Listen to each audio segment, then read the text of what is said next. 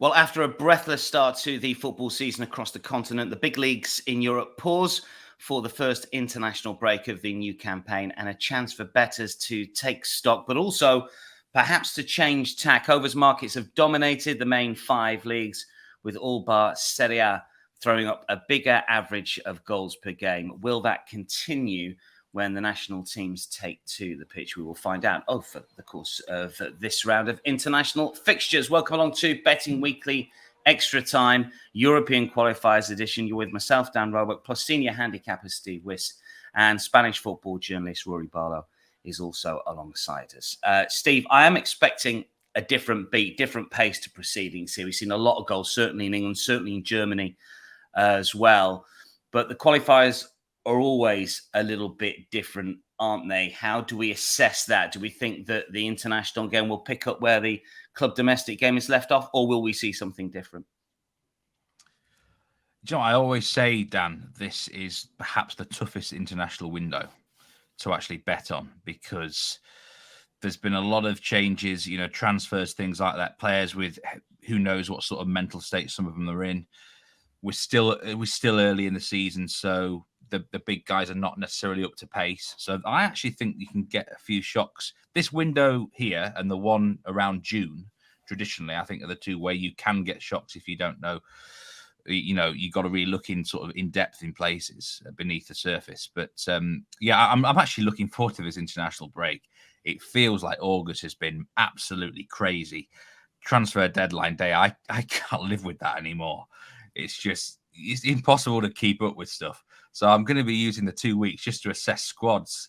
And I'm sure I'll be looking. I'm like, when did you move there? When did he leave there? That sort of thing. But also looking forward to the international football. You're right. It's a different pace of play. And I always think there's a bit of value as well to be found. So, it should be good. Let's hope so. Rory, we're going to talk about Spain's football team on the pitch shortly, because you've got to pick in their match day 5 qualifier, but you are on the ground in Madrid. Just given what's gone on with the Spanish Football Federation since the women, of course, won the World Cup, just what is the current mood there? Are the men's national side sort of up for this round of fixtures? Could they do without it? What's the general sense in Spain when it comes to the men's national side? Yeah, I honestly don't think it will affect the players too much. Luis de la Fuente has been under pressure. He was given a press conference on Friday after he announced the squad. He kind of gave some slightly interesting explanations as to why he was applauding Luis Rubiales' speech, and as to why it took him so long to condemn it thereafter. Listen, I think Luis de la Fuente he's very much playing the card that I'm uncomfortable in front of the media. I'm uncomfortable with this kind of PR kind of side to football. He's saying he's just kind of a football coach, which is a pretty poor excuse in my view. But overall, how will it affect Spain? I don't think it'll affect them too much. I think aside from a few kind of notable exceptions, the men's game has been relatively kind of unconcerned with it, for better or worse. In terms of the outright markets, I know that most bettors don't really get involved when it comes to major tournaments until we know the qualified teams. We generally know which teams are going to go through these days because of the expansion of the Euros in recent editions. But the outright market looks like this. So just get your brief thoughts on this from Steve and Rory. England and France are plus 500 favourites, joint favourites here, Steve, at the moment with Bet Rivers. Germany plus 600, Spain plus 800, Portugal plus 1100, the Dutch plus 1200, Belgium plus 1400, Italy plus 1400. They're defending champions, of course. I mean, is there any value to be had? We've had this conversation before, but it's worth revisiting it. Do we just wait until we know exactly who's going to play in Germany next year before getting involved? Is there any way that you can see any value to be had at the minute? I mean, this is a boring answer, but I think the markets have nailed it at the top 3. I think England and France have the best squads, in my opinion, and Germany are the host nation. And there's an old saying, whatever international tournament you're involved in, never underestimate the host nation at all. So ideally you want to get them on side. So the books aren't stupid. Perhaps you could look down the list and make a case for someone to back now and hope that they shorten in. But I prefer to wait, because what if a key injury happens? What if Kylian Mbappe suddenly breaks his leg? What if Jude Bellingham goes down and they're out of the tournament? That's when prices would have to change, things like that. So I rather keep my powder dry until, a month or so before the tournament. I don't see a side that's just suddenly going to steamroll and shorten from, say, 20-1 to 10-1. It could happen. But, usually with these outright markets at this stage, the books are pretty sharp. More things maybe to go wrong than right in terms of market movements. Rory, any sort of take on the top teams at the minute? Do you think the market has it right? Is there any team that you're looking forward to watching over the course of the next year in the run-up to the Euros? Yeah, absolutely. I think there's plenty of quite exciting teams. I always quite enjoy watching the Netherlands because they always tend to be entertaining one way or another. If you want the facetious answer and the one that will not play to the crowd, I'll say that England haven't won a tournament since 1966. So I wouldn't bet on them personally.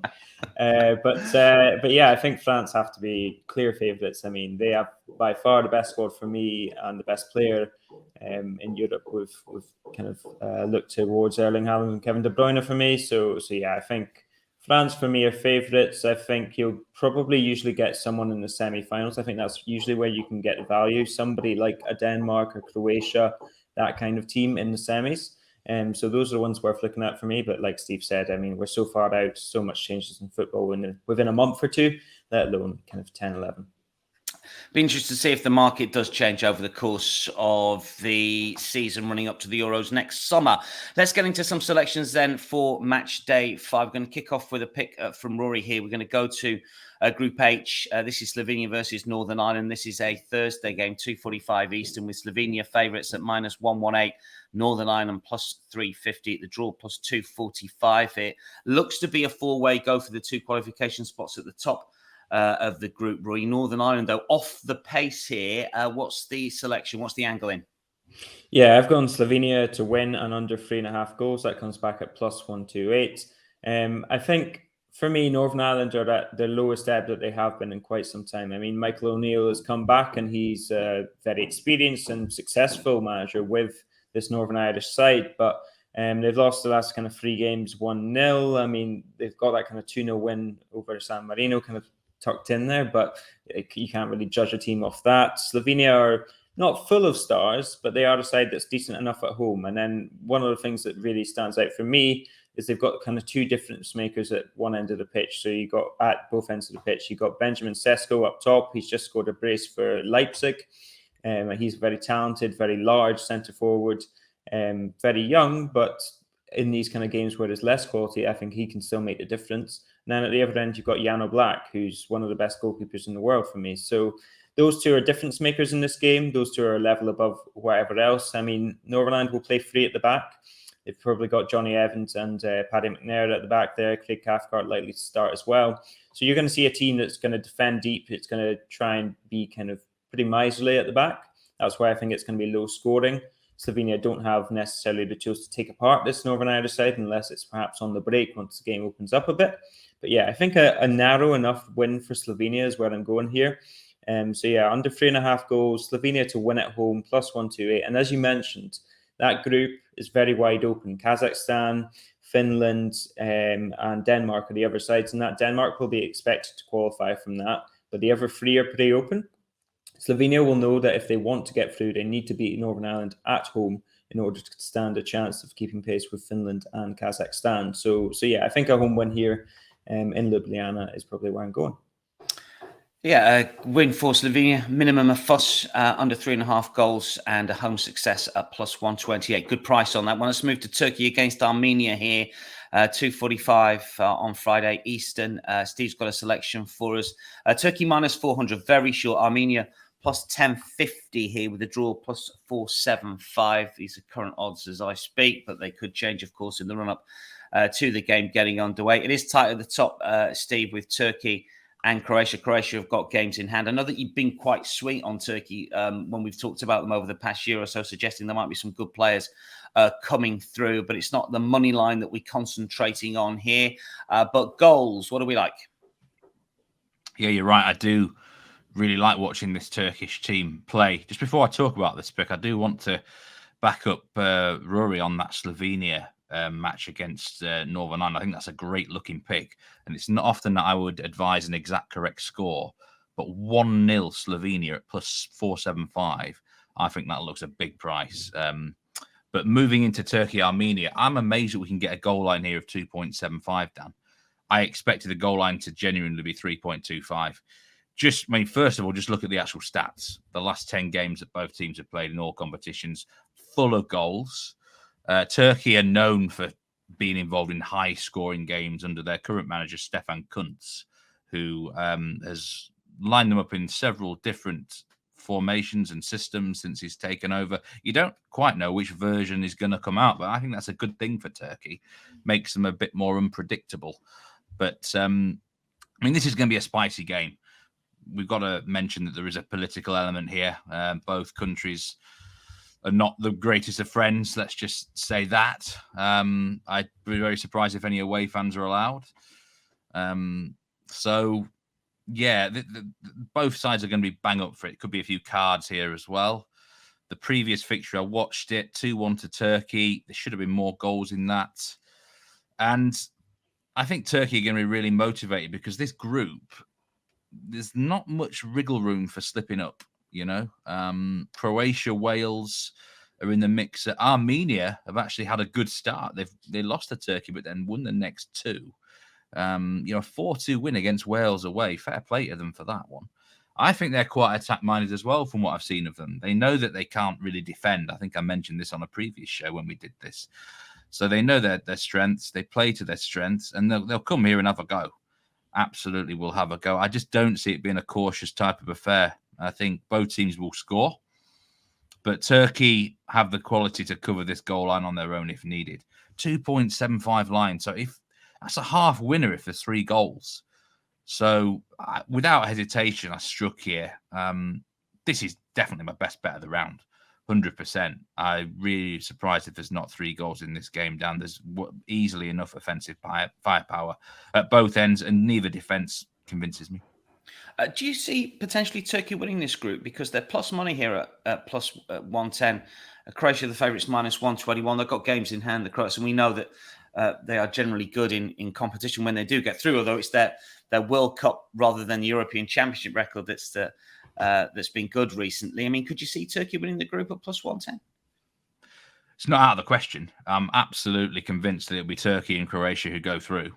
Wales are simply not good enough at all. And Armenia are not at the same level as these two either. It's a question of either or, isn't it? Do you gain any extra for winning a group?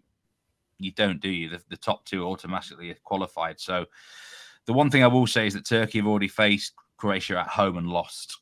So they've got the return trip to come in, and that might be pivotal. So I would actually lean towards Croatia. But the Croats have dropped points against Wales at home already. So it's not out of the question, is it? I wouldn't be putting money on the Croats at minus odds. Let's just say that. Spain are minus money, significant minus money to win Group A. I'll get Rory's thoughts on the group in a sec, but a couple of picks in this group here because we've got Georgia, Spain, and Cyprus, Scotland for Rory to take a look at. Georgia are big price to beat Spain. They are plus 825. Spain minus 335. Draw plus 450. This is again 12 kickoff Eastern. Almost forgotten as I was doing some research last night, Rory, that Spain are the reigning Nations League champions here, and I thought they were a little bit unlucky in the World Cup in Qatar, and they have got games in hand as well on Scotland. Georgia are second in the section. What's the angle in here, Rory? What's the bet? Yeah, I'm going unders again for this one. Is Spain and under 3.5 goals. That gets you plus 100 back. This is a Spain side that, like you say, I think they're a little bit unlucky. They are Nations League champions. I will say during that Nations League, they played a slightly kind of loose Italy side, not the Italy that we're kind of used to. And against Croatia, they battled hard, but it was 0-0. It was penalties. That I don't think we could say that they were necessarily a better side than Croatia in that game either. They're going to come up against a Georgia side, which will be improved, I think, from the last time that these two met. And I'm going to give you a stat which kind of forms a lot of the basis for this pick, is that Spain haven't scored 4 in a competitive match outside of the Costa Rica one since beating Georgia 4-0 in 2021. That was September 2021. So we're now 2 years on from that. And Georgia have not conceded 4 in a competitive game since that match as well. So these are two sides that like to play tighter games. I mean, Spain, I think, against those kind of bigger sides, against the likes of Italy, they can be a bit more kind of open, and they can really kind of loosen up a little bit and show their kind of talent. Whereas against a side like Georgia, which will sit deep and defend, those are the sides that Spain really struggle with. And you saw that against Scotland earlier in the group. I think Georgia are improved side since that 2021 game.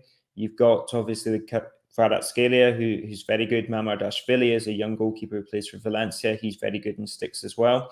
So I think it's going to be backs to the wall for Georgia. It's going to be relatively tight. Spain, this is a side that's got a lot of talent. It's got a lot of young talent as well. But if you look at that kind of front line and forward line, if you look at the midfield in terms of creativity, I mean, they've got Gavi, Merino in there, Fabian Ruiz. It's not the same kind of creative side that they used to have with the likes of David Silva and the likes of Iniesta, Xavi, obviously. And up front, they don't have the firepower. I mean, Morata is constantly in and out the side. He's constantly the number 9, but not the number 9. And then you've got Joselu, who kind of scores goals, but is there really kind of faith in a 33-year-old to take your side forward? So yeah, I don't expect this to be a big result. I think Spain will have enough to get over the line against Georgia. I mean, it's not brilliant Georgia side, but yeah, Spain to win kind of by a couple goals, maybe under 3.5 plus 100. Even money. If you like that pick from Rory, watch out for the crowd in Georgia as well. Always get huge crowds. Doesn't matter whether it's the senior side or the 21s. And they co-hosted the 21s Euros over the course of the summer. Has some big crowds in there. Should be interesting. And sticking in the group, Rory, got Cyprus, Scotland here. Cyprus, big price, plus 1,000. They seem to have gone backwards in recent times. Scotland very much going in the right direction, minus 360. Very short for a Scotland side in a European qualifier, but they are 4 wins from 4. And you will know, I guess, the mood is positive in the Scotland camp, as positive as it's been for a long time, I would imagine.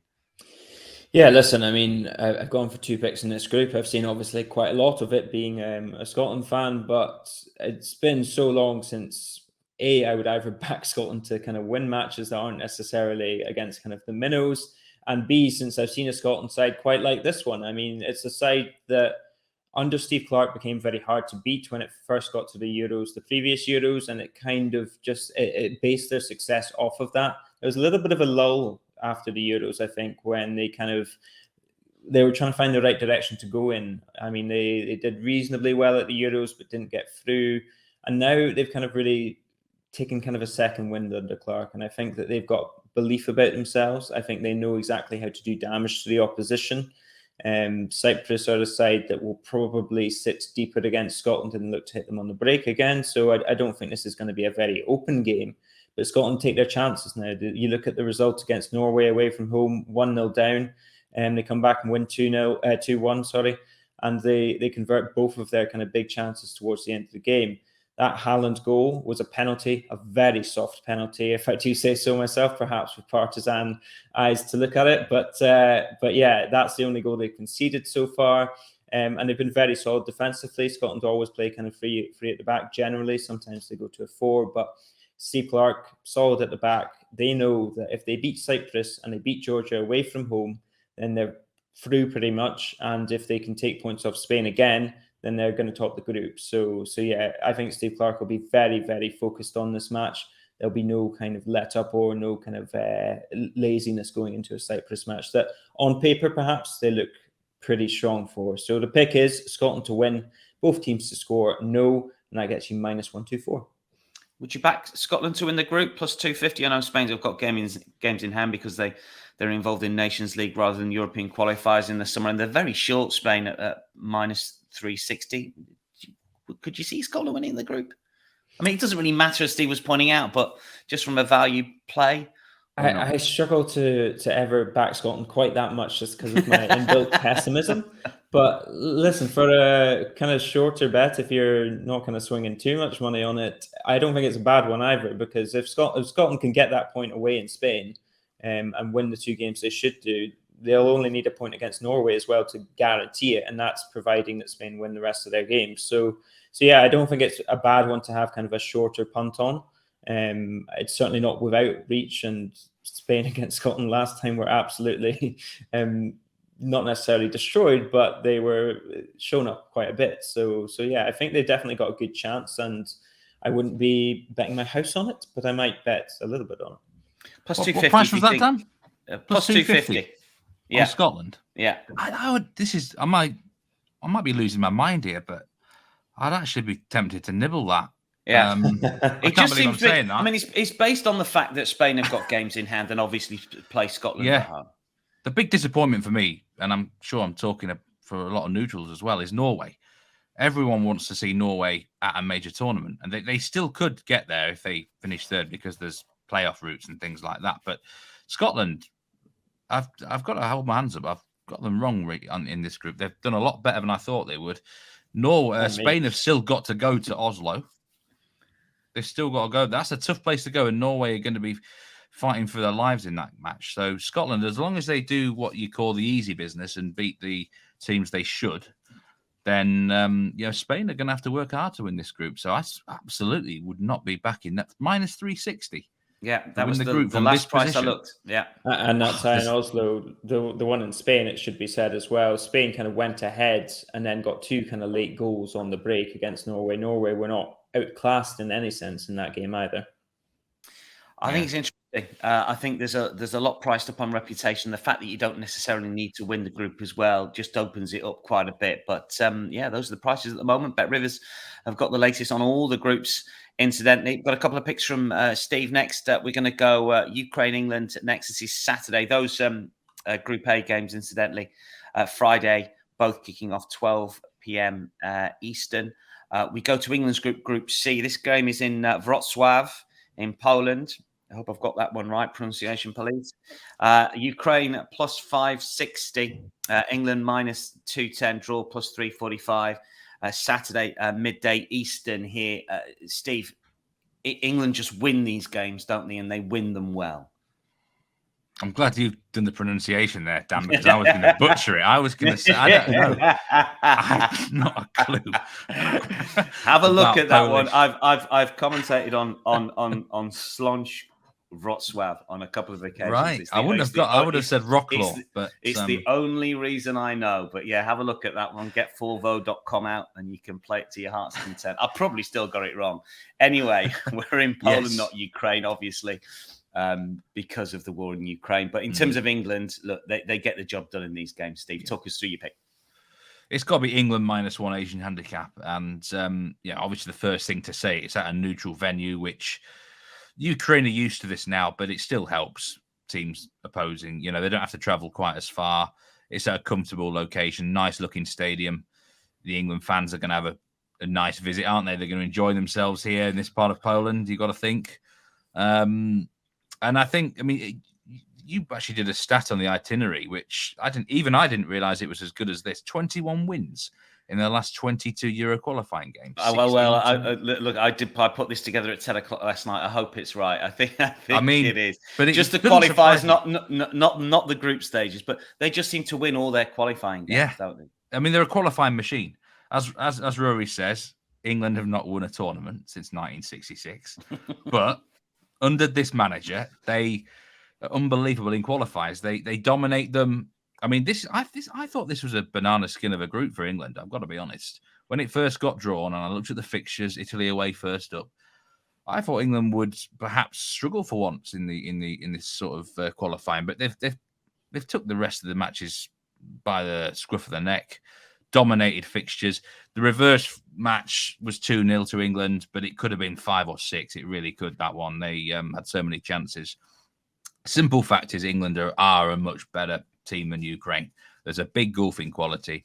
I said at the start of the show, in terms of squad qualities in Europe, England and France, for me, are the best two squads overall. And, there's no real reason why they can't come to Ukraine here, get the job done pretty convincingly, get themselves qualified ASAP. And then you can sort of relax, can't you? England on a -1 Asian handicap looks a pretty safe bet to me. They should, at very worst, win the game, which you're going to get a push. Chances are they'll keep a clean sheet.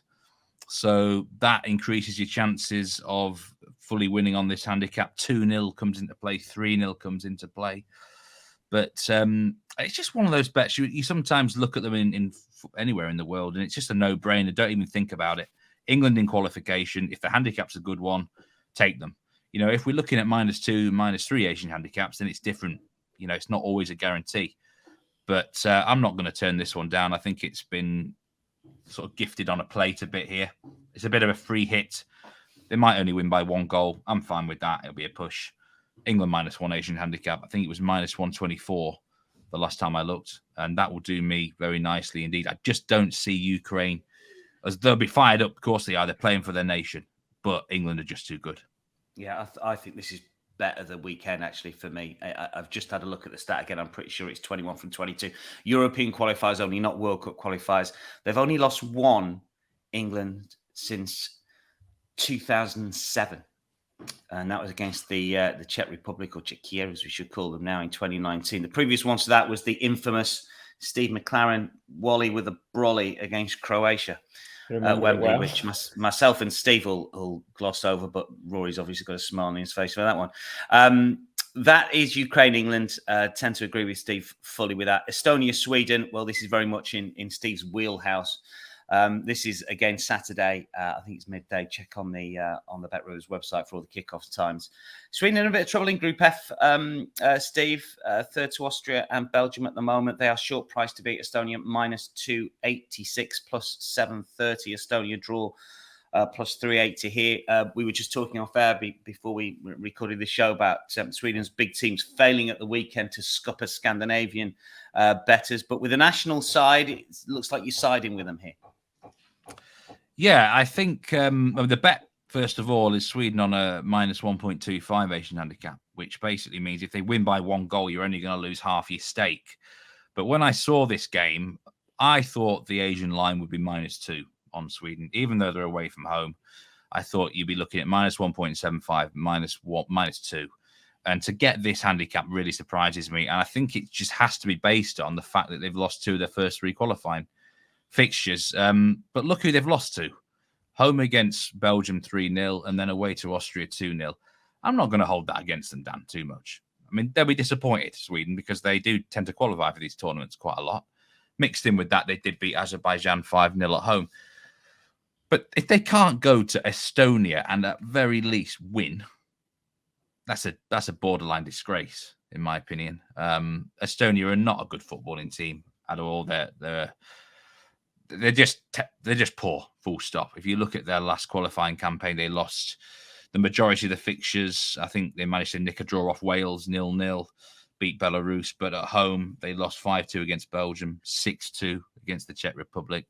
They've already lost 3-0 at home to Belgium in this qualifying campaign. Put up a better fight against Austria in match day 1, but weird things can happen there. Austria are actually the sort of side who, doing well for once, they often put themselves under pressure in these qualifying campaigns. Sweden have to win this game. No doubt about it. No excuses whatsoever. It's a must win. Even if it's only by 1 goal, they've got to get the result. And it wouldn't be the terrible outcome, a half loss. But I think they win with plenty to spare. I've looked at the squad that they've got for this. The main problem I think they have is, I think goalkeeper's a problem for Sweden. They've not got an amazing one. And I think defensively, they're too inconsistent. There's players in and out of the side. Now, that's a problem if you're facing a good offense, but Estonia aren't going to offer much. So they can hide behind that. What they do have is some really good, what I'd call fast wingers and sort of attackers who are capable of flary sort of things. You could argue they lack a really good number 9. That's probably what they're lacking. But they can put Alexander Isak in that position and he'll be fine for them. You know, they've got Kulichevsky, guys like Anthony Elanga in the squad, Forsberg. That's the strength of this team. And that makes me think, even if Estonia sort of make themselves hard to break down, that they'll have enough creativity and a bit of extra something if they need it. I see this being 2-0, 3-0 away win to Sweden. They absolutely, they'll be fully focused on this. They've got to get the result. They can play in Austria at home after this. If they can get themselves 2 wins from 2 in this round of qualifiers, they're back in the hunt. So happy to take this handicap. It's too low. I think this should be closer to the -2 line. So, Sweden all the way for me. And a 1-0 win or a 1-goal win for Sweden, half your stake back or half your stake loss? Half lost. Yeah. Which we don't, obviously, no one wants to lose anything, but it's far better than the full stake loss, isn't it? That's the way I always say in betting. The key to betting is actually avoiding full losers. Always has been. Minus 125 on the Asian handicap at minus 122. The odds, Sweden at Estonia. Best bets from you two next before we wrap things up. Rory, you've given us 3 selections. What would you say is your pick of your 3 over the course of match day 5 of the Euro 2024 qualifiers? For me, the pick has to be Spain, just because I think that's the closest to being a banker. I think Spain will win, no doubt, but I don't think it's going to be a big result. Spain just generally don't really do that too often. And although I have been talked a little bit into that Sweden one against Estonia, that sounds very good from Steve, I have to say. Okay, Spain to beat Georgia under 3.5 goals at even money. Rory's best bet. Steve, you alluded to it previously, but just remind us, what's your best bet this weekend? Match day 5. Yeah, it is that Turkey against Armenia over 2.75 goals pick. But the more I've talked about the other 2 picks, I'm quite confident this round. So I'm kind of cursing myself here. But look, I always think in these qualifiers, there's some great value to be found because everyone has different knowledge of different countries. If you go with your instincts and use your logic, you can really find some good bets in these qualifiers. Should be a good match day 5. Hopefully it'll be a profitable one for everyone. That wraps up Betting Weekly Extra Time European Qualifiers edition. 23 games over the course of the first 3 days of the qualifiers. We're going to be back ahead of match day 6 with the best bets before club football returns. And don't forget to take advantage of all of the in-play markets as well when it comes to the action on the Bet River site and the app. Many thanks to Steve and to Rory from myself, Dan Robick as well. It's goodbye. We'll speak to you next time.